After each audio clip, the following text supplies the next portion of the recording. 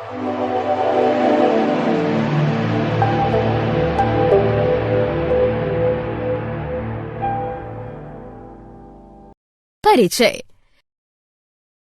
हम अपने आसपास अनेक प्रकार के पौधों तथा जंतुओं को देखते हैं।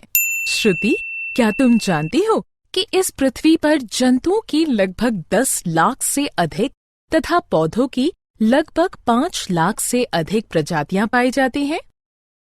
एक ओर जहां सूक्ष्मदर्शी देखे जाने वाले बैक्टीरिया, जिनका आकार कुछ माइक्रोमीटर होता है, पाए जाते हैं, वहीं दूसरी ओर 30 मीटर लंबे नीले हेल या कैलिफोर्निया के 100 मीटर लंबे रेडवुड पेड़ भी पाए जाते हैं। कुछ चीड़ के वृक्ष हजारों वर्ष तक जीवित रहते हैं, जबकि कुछ कीट जैसे मच्छरों का जीवन काल कुछ ही दिनों का होता है। प्रत्येक जीव एक दूसरे से भिन्न होता है। हाँ, हमारी कक्षा में भी कोई 2 छात्र एक समान नहीं है। अनुराग लंबाई में सबसे लंबा है, जबकि शिल्पा लंबाई में सबसे छोटी है। इसी प्रकार दीप्ति की नाक पैनी तथा नोकदार है, जबकि अक्षय की नाक चपटी तथा चौड़ी है। कृति के हाथ तथा हथेलियां भी छोटी हैं, जबकि दीपक के हाथ तथा हथेलियां बड़े हैं। ये सारी भिन्नताएं एक ही प्रजाति के अंदर हैं, किंतु एक ही वंश के अंदर कुछ समानताएं पाई जाती हैं, जैसे कि मनुष्य, चिंपांजी, गोरिल्ला तथा बंदर एक जैसे ही प्रतीत होते हैं। इसी प्रकार कुछ पौधों जैसे खरबूज, तरबूज, करेला, कद्दू, लौकी, खीरा आदि भी कई समानताएं पाई जाती हैं। लेकिन यदि हम 2 वंशों का अध्ययन करते हैं, तो हम ये पाते हैं कि उनमें परस्पर बहुत सी असमानताएं पाई जाती हैं।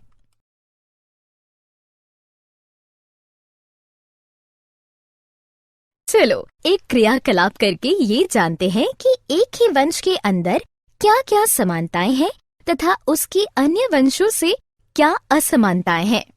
जब हम देसी और जर्सी गाय के शारीरिक गुणों का अध्ययन करते हैं, तो हम ये पाते हैं कि उनके गुणों में बहुत ही कम अंतर होता है।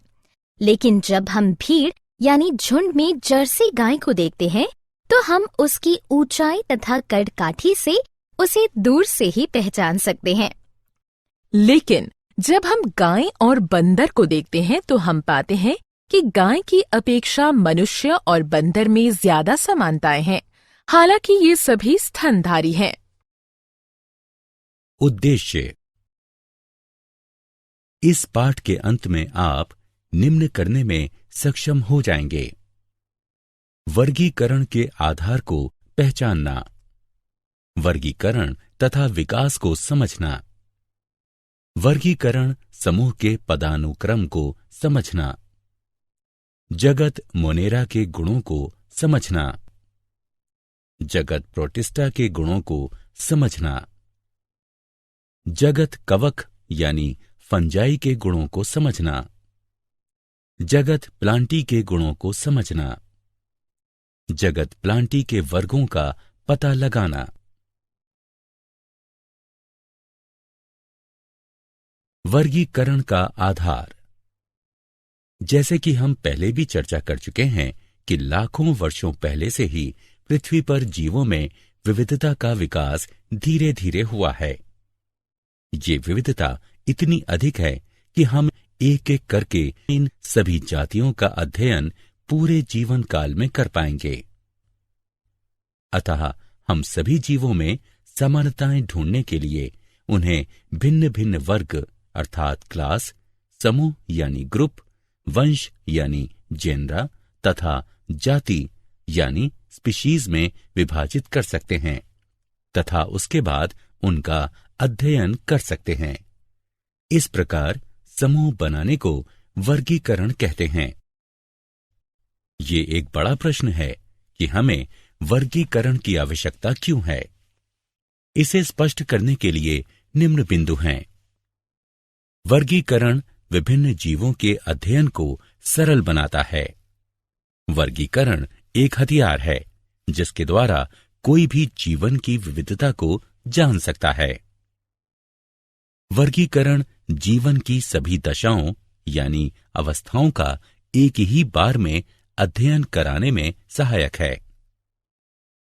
वर्गीकरण भिन्न भिन्न समूहों वाले जीवों के परस्पर संबंधों को समझाने के लिए भी आवश्यक है।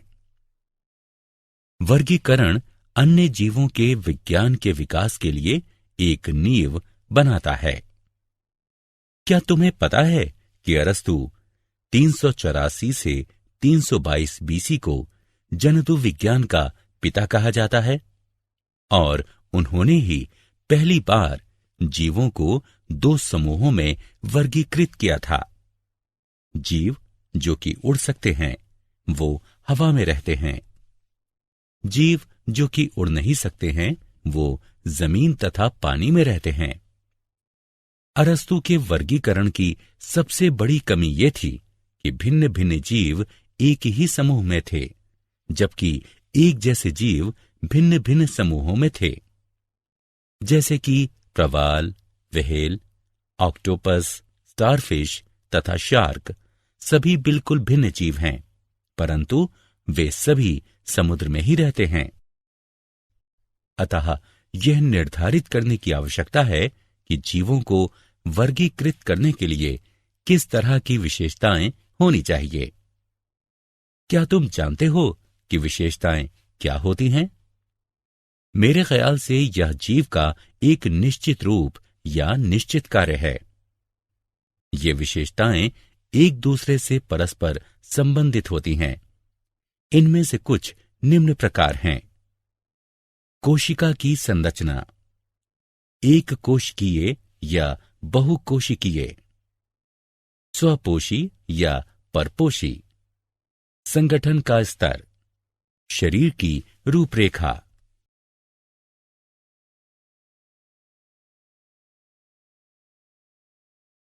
वर्गीकरण और विकास। ऐसा माना गया है कि वर्तमान में पृथ्वी पर उपस्थित सभी जीवित जातियों को 2 शताब्दी पूर्व उनकी मौजूदा दशा में देखा गया था। हम सभी यह जानते हैं कि जैव विकास के आधार पर जातियों के उद्भव यानी उत्पत्ति तथा उनकी विविधता का वर्णन किया गया है। पीढ़ी दर पीढ़ी जातियां धीरे धीरे बदलती गईं। समय दर समय अंतराल के बाद पौधों तथा जंतुओं के भिन्न भिन्न समूहों की उत्पत्ति हुई। परिणाम स्वरूप विभिन्न विभिन्न जातियों की उत्पत्ति हुई तथा प्रत्येक जाति ने स्वयं को एक निश्चित पर्यावरण के अनुकूल ढाल लिया। जैव विकास विभिन्न जातियों में समानता की भी व्याख्या करता है। यही कारण है कि उन सभी जीवों में समानता पाई जाती हैं जिनके पूर्वज एक ही थे। अतः विभिन्न रूपों वाली एक एकल पूर्वज जाति जो कि कुछ अलग अलग भौगोलिक क्षेत्र में वास करती है के विकास को अनुकूली विकिरण कहा गया। जैव विकास की प्रक्रिया की गति के अंतर्गत हमने जीवों के कुछ ऐसे समूहों को पाया जिनकी शारीरिक संरचना में प्राचीन काल से लेकर आज तक कोई खास परिवर्तन नहीं हुआ है। इस प्रकार के जीवों को आदिम अथवा निम्न जीव कहते हैं, जबकि जीवों के कुछ ऐसे समूह भी पाए गए जिनकी शारीरिक संरचना में प्राचीन काल से लेकर आज तक परिवर्तन हुआ है। इस प्रकार के जीवों को उन्नत अथवा उच्च जीव कहते हैं।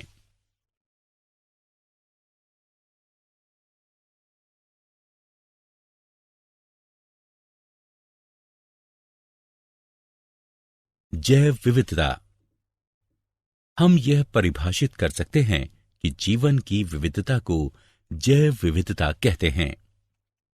विभिन्न जीव रूप पर्यावरण के साथ साझा करते हैं तथा एक दूसरे को प्रभावित भी करते हैं। परिणाम स्वरूप विभिन्न जातियों के स्तर समुदाय अस्तित्व में आए। विकास की प्रक्रिया के दौरान मानव ने भी भूमि, जल तथा वायु के कुछ विशेष गुणों को प्रभावित करके पर्यावरण के संतुलन को बदल दिया। एक अनुमान के मुताबिक पृथ्वी पर जीवों की करीब 1 करोड़ प्रजातियां पाई जाती हैं, जबकि हमें सिर्फ 10 लाख या 20 लाख प्रजातियों की ही जानकारी है। इन जीवों में से लगभग 10 लाख जीव कीट यानी कीड़े हैं। इन जीवों में से लगभग 50% जीव गर्मी और नमी वाले भाग में रहते हैं। पृथ्वी पर कर्क रेखा और मकर रेखा के बीच के क्षेत्र में जो गर्मी और नमी वाला भाग है, वहां पौधे और जंतुओं में काफी विविधता पाई जाती है। अतः ये क्षेत्र मेगा डाइवर्सिटी क्षेत्र कहलाता है। अनुकूल वातावरणीय दशाओं की उपस्थिति के कारण कुछ देशों में जैव विविधता केंद्रीकृत है। पृथ्वी पर जैव विविधता का आधे से ज्यादा भाग कुछ एक देशों जैसे ऑस्ट्रेलिया, ब्राजील, कोलंबिया, इक्वाडोर, चीन, Bharat, Indonesia, Madagascar, Malaysia, Mexico, Peru और जायरे में केंद्रित है।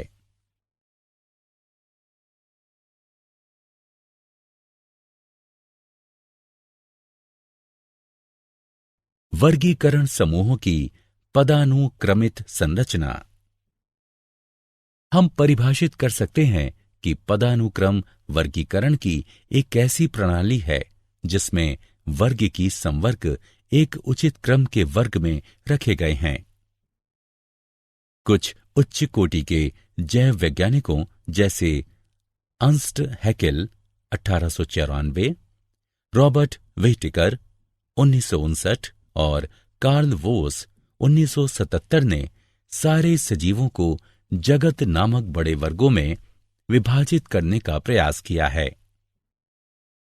रॉबर्ट व्हिटेकर ने 1959 में 5 जगत वर्गीकरण प्रस्तावित किया, जो कि आगे चलकर बहुत प्रचलित हुआ तथा कुछ छोटे मोटे बदलाव करने के पश्चात अभी तक अनेक कार्यों में प्रयुक्त होता है तथा नए बहुजगत वर्गीकरण का आधार बना है।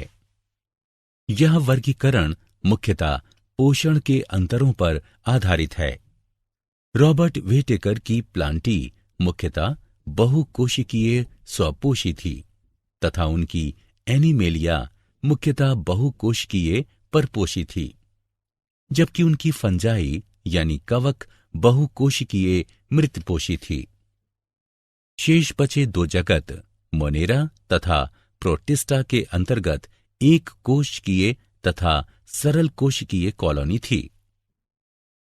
कुछ समय बाद कार्ल वोस ने अपने वर्गीकरण में मोनेरा जगत को 2 उपजगत आर्कीबैक्टीरिया यानी आद्य बैक्टीरिया और यूबैक्टीरिया में बांट दिया। सभी जीवों को विभिन्न स्तर पर वर्गीकृत किया गया है, जो कि निम्न है। जगत, फाइलम जंतु, डिवीजन यानी पादप, वर्ग अर्थात क्लास, गण यानी ऑर्डर, कुल यानी फैमिली, वंश यानी जीन्स, जाति यानी स्पीशीज। अतः हम ये कह सकते हैं कि वर्गीकरण की मौलिक यानी आधारीय इकाई जाति स्पीशीज है। चलिए अब हम 5 जगत के गुणों की चर्चा करते हैं।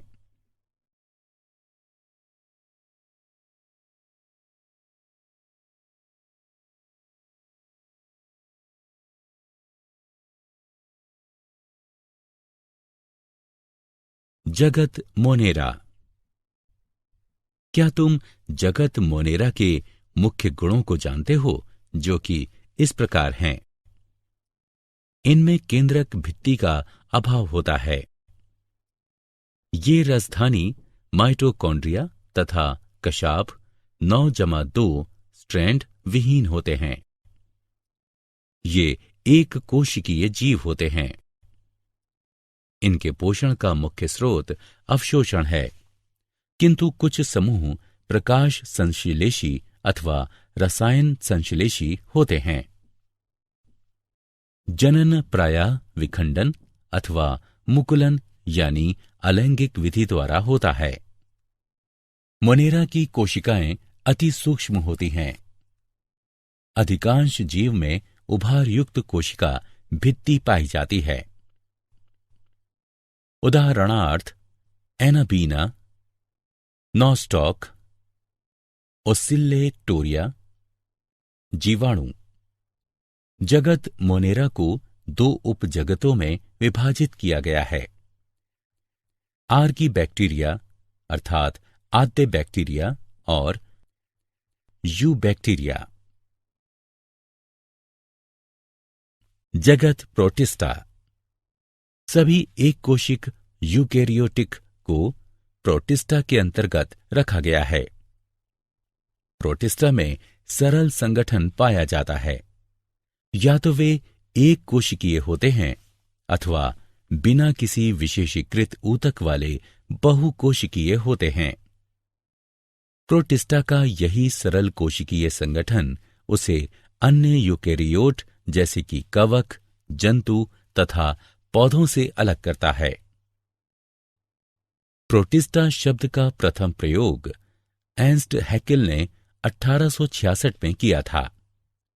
प्रोटिस्टा को उच्च जगत की समानताओं के आधार पर विभिन्न समूहों एक कोशिकीय जीव जैसे प्रोटोजोआ, पादप सदृश प्रोटोफाइटा, अधिकतर एक कोशिकीय शैवाल तथा फंजाई यानी कवक सदृश अवपंक कवक और जल कवक में विभाजित किया गया था।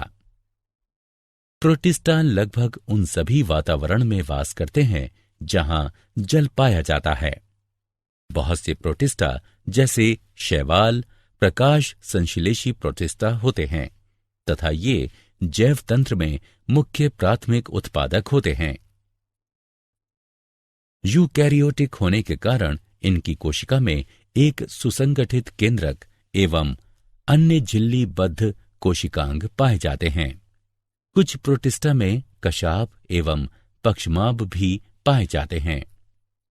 ये अलैंगिक तथा कोशिका संलयन एवं युग्मनज जाइगोट बनने की विधि द्वारा लैंगिक प्रजनन करते हैं। प्रोटिस्टा को क्राइसोफाइट, डाइनोफ्रेलेजिलेट, युग्लिनाइट, अवंपक कवक तथा प्रोटोजोआ में विभाजित किया है। उदाहरणार्थ शैवाल, डाइएटम तथा प्रोटोजोआ। जगत फंजाई यानी कवक। इस जगत में प्रायः बहुकोशिकीय परपोषी अपघटक पाए जाते हैं। उदाहरणार्थ यीस्ट, म्यूकर, एगेरिकस इत्यादि। ये प्रायः परपोषी यानी मृतजीवी तथा परजीवी होते हैं।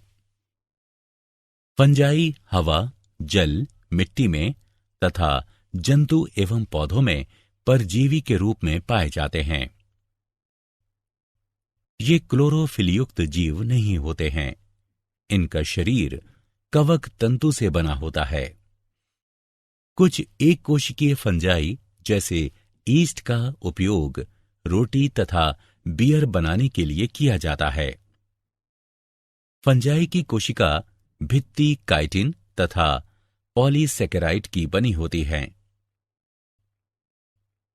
फंजाई शैवाल के साथ स्थायी अंतर संबंध बनाती हैं, जिसे सहजीविता कहते हैं। ऐसे सहजीवी जीवों को लाइकेन कहा जाता है। फंजाई में जनन कायिक खंडन, विखंडन तथा मुकुलन विधि द्वारा होता है। अलैंगिक जनन बीजाणु जिसे कोनिडिया कहते हैं अथवा धनी बीजाणु अथवा चल बीजाणु द्वारा होता है। लैंगिक जनन निषिक्तांड, एंस्कस बीजाणु तथा बेसिडियम बीजाणु द्वारा होता है। विभिन्न बीजाणु सुस्पष्ट संरचनाओं में उत्पन्न होते हैं, जिन्हें फलनकाय कहते हैं। ये बीजाणु उत्पन्न बिना क्लोरोफिल युक्त जीव होते हैं। उदाहरण राइजोपस, म्यूकर, रस्ट तथा मशरूम। कुछ फंजाई अनेक रोग उत्पन्न करते हैं। उदाहरणार्थ, गेहूं में किट रोग पक्सीनिया के कारण होता है। कुछ फंगल जैसे पेनिसिलियम से प्रतिजैविक एंटीबायोटिक का निर्माण होता है।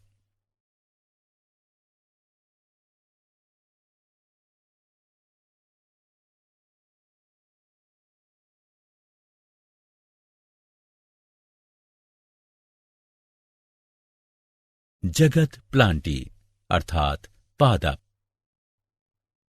पौधे सजीव होते हैं तथा ये जगत प्लांटी के अंतर्गत आते हैं।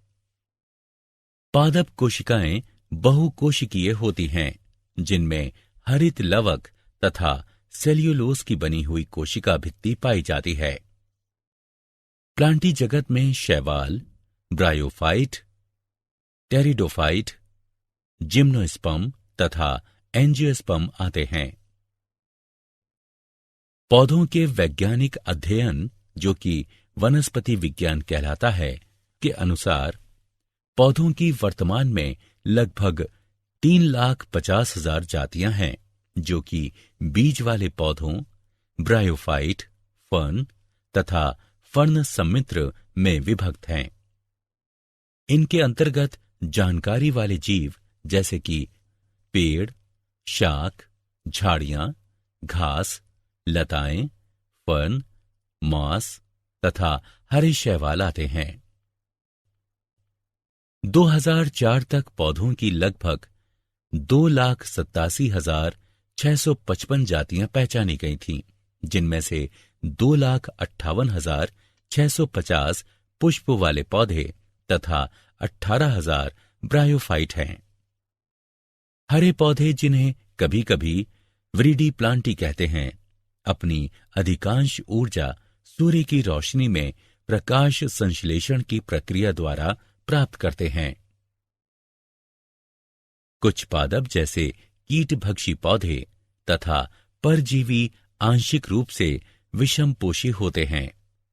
ब्लेडर वर्ट तथा वीनस फ्लाई ट्रैप कीटभक्षी पौधों के उदाहरण हैं, जबकि अमरबेल यानी कस्कूटा परजीवी का उदाहरण है।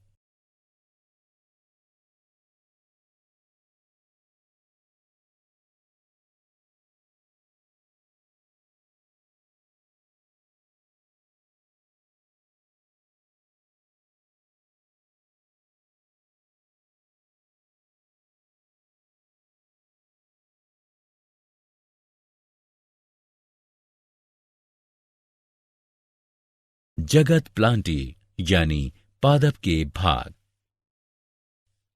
पौधों में प्रथम स्तर का वर्गीकरण इन तथ्यों पर आधारित है कि पादप शरीर के प्रमुख घटक पूर्ण रूपेण विकसित एवं विभेदित हैं अथवा नहीं। वर्गीकरण का अगला स्तर पादप शरीर में जल और अन्य पदार्थों को संवहन करने वाले विशिष्ट ऊतकों की उपस्थिति के आधार पर होता है। वर्गीकरण प्रक्रिया के अंतर्गत यह देखा जाता है कि पौधे में बीज धारण की क्षमता है अथवा नहीं। यदि बीज धारण की क्षमता है तो बीज फल के अंदर विकसित है अथवा नहीं। प्लांटी जगत को आगे दो भागों में बांटा गया है। क्रिप्टोगेमस, जिनमें कि बीजाणु, छुपे हुए जननांग पाए जाते हैं। थैलोफाइट, ब्रायोफाइट तथा टेरिडोफाइट इस भाग के अंतर्गत आते हैं। फेनेरोगेमस बीज वाले होते हैं। जिम्नोस्पर्म तथा एंजियोस्पर्म इस भाग के अंतर्गत आते हैं।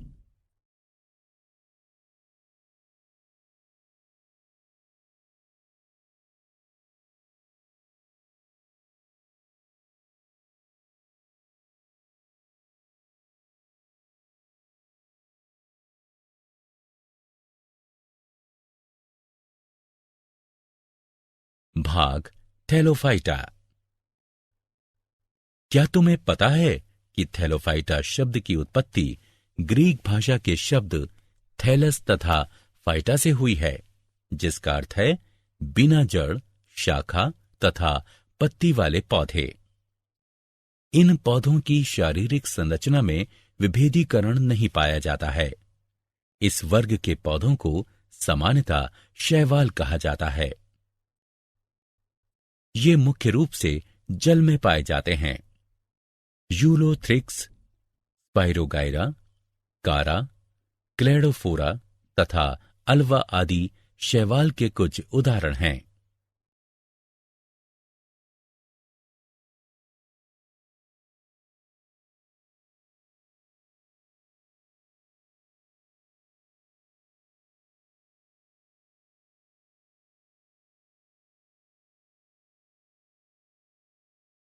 भाग ब्रायोफाइटा।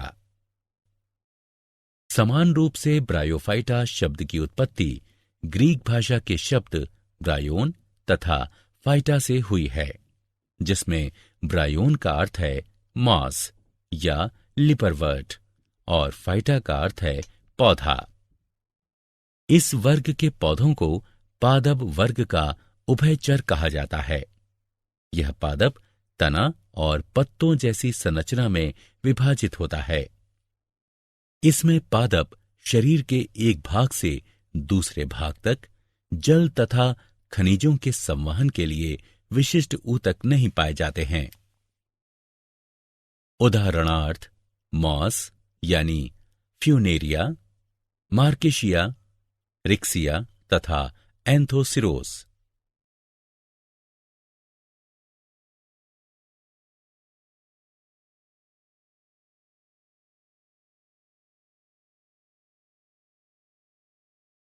भाग टेरिडोफाइटा।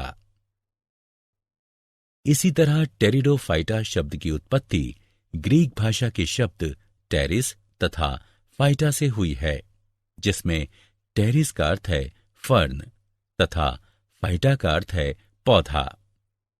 इस वर्ग के पौधों का शरीर जड़, तना तथा पत्ती में विभाजित होता है। इनमें शरीर के एक भाग से दूसरे भाग तक जल तथा खनिजों के संवहन के लिए संवहन ऊतक भी पाए जाते हैं। उदाहरणार्थ Marsilea, Lycopodium, Selaginella, Equisetum, Azolla, Adiantum तथा ड्रायोपिटेरेस।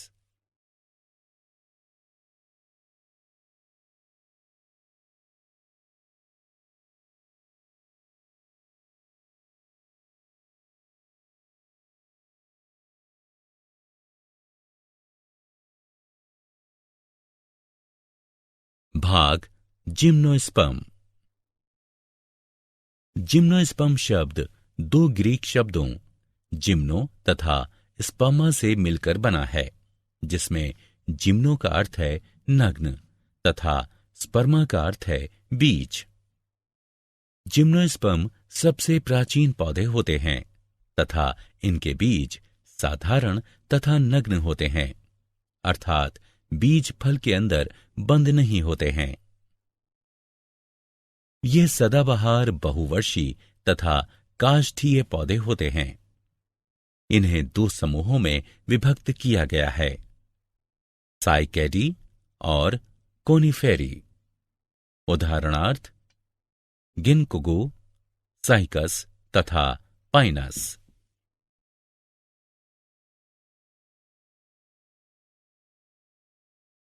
भाग एंजियोस्पर्म।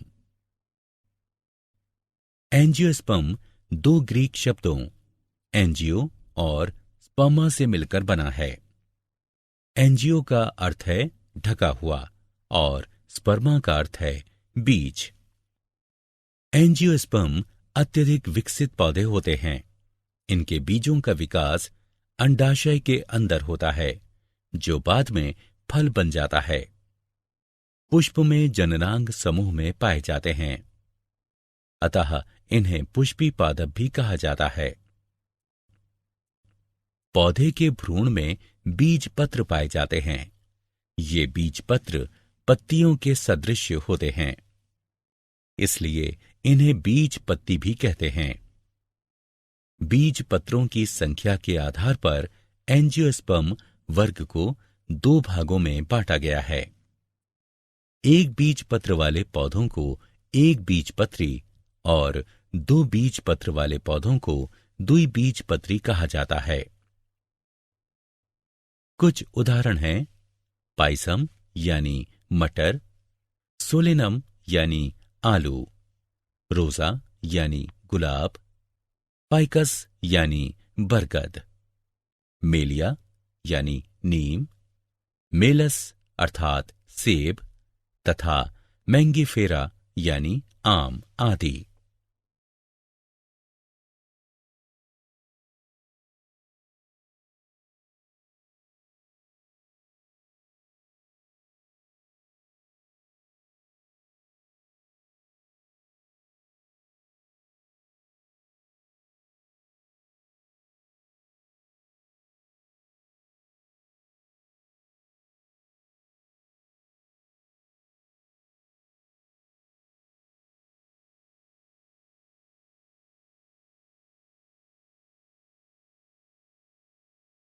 क्या आप जानते हैं कैरोलस लीनियस को वर्गीकी के पिता के नाम से भी जाना जाता है। वर्गीकरण का प्राकृतिक तंत्र अकारिक लक्षणों पर आधारित है तथा इसे जॉन रे ने प्रस्तावित किया था। जाति वृत्तीय वर्गीकरण तंत्र एंगलर तथा प्रांटल ने प्रस्तावित किया था तथा यह विभिन्न जीवों में विकासीय संबंध पर आधारित है। थॉमस कैवेलियर तथा स्मिथ द्वारा सन 2004 में दिए अपने वर्गीकरण में ऑर्की बैक्टीरिया को जीवाणु जगत का उपजगत बताया।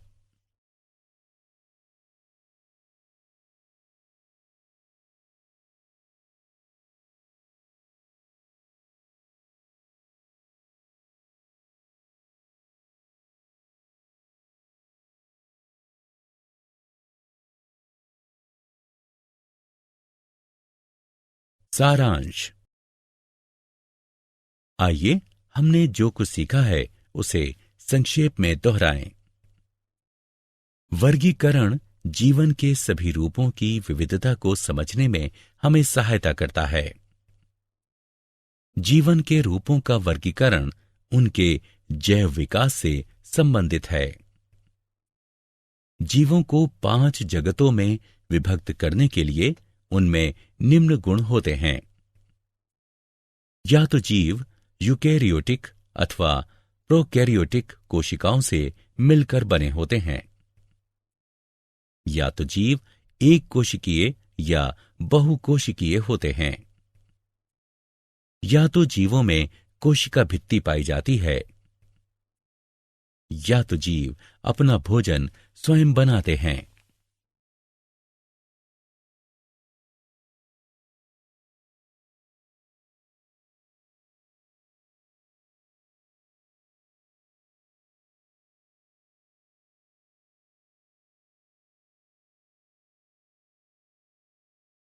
उपरोक्त आधार पर सभी सजीवों को 5 जगतों में विभक्त किया गया है। मोनेरा, प्रोटिस्टा, पंजाई यानी कवक, प्लांटी तथा एनिमेलिया। प्लांटी यानी पादप तथा एनिमेलिया यानी जंतु जगत को उनके बढ़ते हुए शारीरिक संगठन के आधार पर उपजगतों में विभक्त किया गया है।